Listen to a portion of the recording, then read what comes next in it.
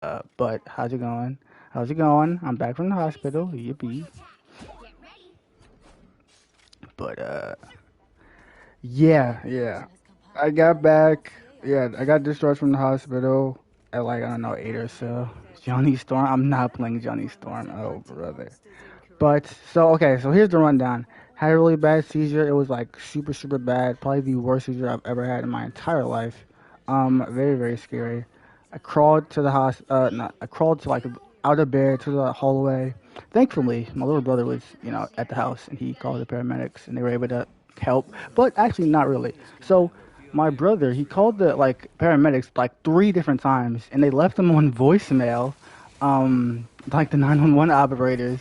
And it took them like 30 minutes, like the firefighters like actually come to the house. And then when they came here, I was like still like seizing really hard, and they like put me on my back, which is like the one thing you should never do with someone who's like having seizures. They put me on my back, yeah, and I was like foaming at the mouth, and apparently like I was bleeding because I bit my tongue because I was on my back, and yeah, but and then after like so yeah, my mom was there. Everybody was yelling and screaming to be like, "Ah, help him! He's kind of dying, low key." And then yeah, it was very scary. But yeah, I was like seizing really hard. It was getting hard for me to breathe. And then I remember like the paramedics. I remember them. They put me on like this plastic thing to like pull my body to like drag me outside into like the stretchers, and then they pulled me out. They like pulled me out of the house. I was on this like little. They put me into like the like the actual ambulance vehicle, but they didn't let like my brother they didn't let them to join like my family. They didn't let my family join the like the back of the truck because I was apparently like I was getting worse and like they were like, oh, like we're trying to work on him and all that kind of stuff. That's what they told like my mom and my little brother, like, oh, like we're working on him. And then they finally drove me to the hospital. Like I completely blacked out, so I don't recall any of this. So once we got to the hospital, or at least once they got me to the hospital, they put me in this in this back room in the back rooms in this back room. But they didn't let like my mom join. That's an Iron Man out. They didn't let my mom join them when they put me like in the back because apparently I was getting worse. And then, oh yeah, it was really bad. And then, so they put me in the back of the room trying to like resuscitate me, and they like they my mom said that she like they said this code.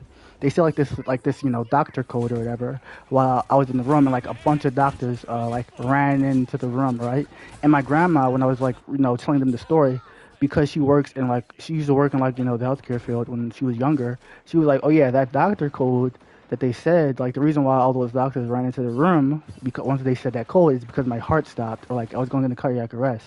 So apparently, like now I don't remember any of this. I don't recall any of this. So this is all what I've heard from them. So apparently, um, so like so like so so what I remember is pretty much like I went from like seizing on the ground in my house to waking up into the hospital bed. So all of the whole like paramedics coming and I was completely black. Like the whole process of them putting me in the car and taking me to the ER and all that kind of, like I was completely like blacked out from all of that. So when I wake up, right, I wake up in the hospital. I can barely see. Like my vision is blurry. I can't see like in front of me, but I can still hear people. Like I can still hear, and I have a sense of like feeling. So it's kind of like I was like I could hear the voice of like my mother and my brother and stuff while I was in the hospital bed. So I was like reaching out. Also, I was still like kind of like convulsing a little bit while like the doctors were still like helping me out while I was on the hospital bed. So I was like reaching out to try to like grab my family members. And I was like, yeah, I think I reached out and was like grabbing like, my mom's hand, my little sister's hand and stuff. And then I was able to like see, but I couldn't see clearly. But I could still hear and like I could like, feel them. But I couldn't talk. Well, I could talk, but it was like super like sort of like I could barely like form sentences or like words. Like I can only say like one word at a time. And also, whenever I would try to talk, it would like hurt my chest to like talk, or at least like my chest hurt really bad when I was talking, and I was like holding like in order for me to say like big words, I would have to like hold my breath in order to like actually communicate, and and the reason why my chest is hurting is because they were doing like chest compressions on me, while I was unconscious. So that's yeah. So the reason why my chest was hurting is because they were doing chest compressions to, get my heart back to keep working. Yeah. So, that happened. And then, so like, yeah, I'm waking up. I'm able to see, I can barely like form a sentence. And then they like hook me up to like the IV and stuff. They give me some medicine. And then I just fall asleep because I'm just so tired. But then, I go to sleep. Like my whole family is in this like one emergency room. Like my mom, my dad.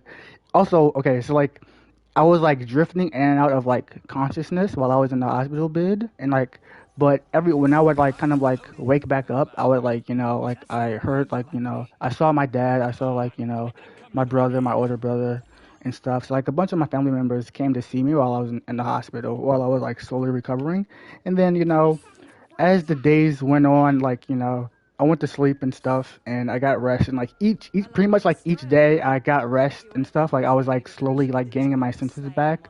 So like by like the third day, I was actually able to see stuff clearly, but I still also this entire process, like I couldn't walk until like after like 3 days or so.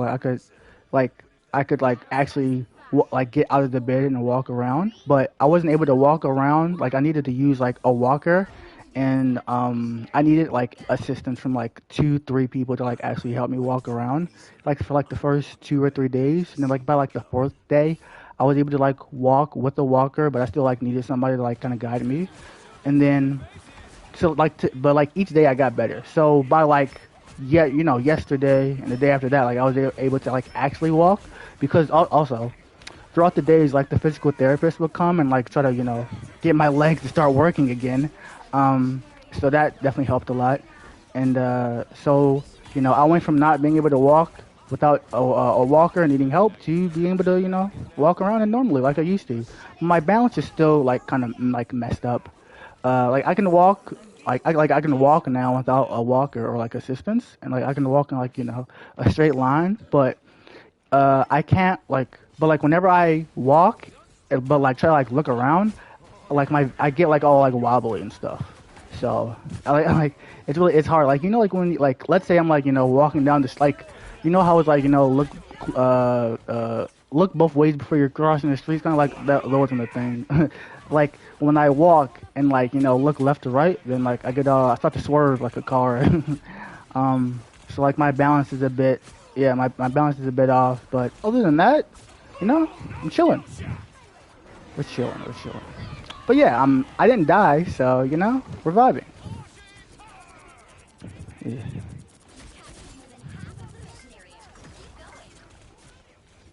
What? I don't know if it's illegal, but it's definitely not. It was definitely like some malpractice. So it's not illegal, but it's definitely like not a good thing to do. Yeah, they like the firefighters and like the paramedics, like they were not like they were completely clueless. Like it was just like a complete lack of like training. They had no idea like what to do. And also apparently I was like going so back when I was seizing, right, and like on the ground when the firefighters came, they thought I was like I just like overdosed on drugs, which I didn't do. I just took like okay, so the reason why this even happened is because I have epilepsy, and I got a new prescription of like a stronger meds, but I didn't read it correctly, and I took like way too many of the pills. I was only supposed to take like 2 or 3, but I ended up taking 5 because I normally take 5 of like the regular medication that I have, but because it got changed, they reduced the dosage. But I thought it was still going to be like the same 5, so I ended up taking too much of the medicine, and that triggered like a really bad seizure. But when the paramedics came, or like the firefighters came or whatever, like they thought I just like I'm just a drug addict and that I like OD'd. So my mom said that they weren't very like trying to like help me. Yeah, no, yeah, they weren't very professional, and like they kind of like took their time. They were kind of just standing around. Yeah, but yeah. Also, shout out to my dog because he was barking and like he like kind of pulled my little brother out to like help me because he like alerted my brother to get me. But shout out to my dog. Yeah, W dog. W little bro. But yeah, if I was like yeah, like if my little brother wasn't in the house, I probably would be dead. So yeah, that's pretty much what happened. Yeah, yeah, it was super unprofessional.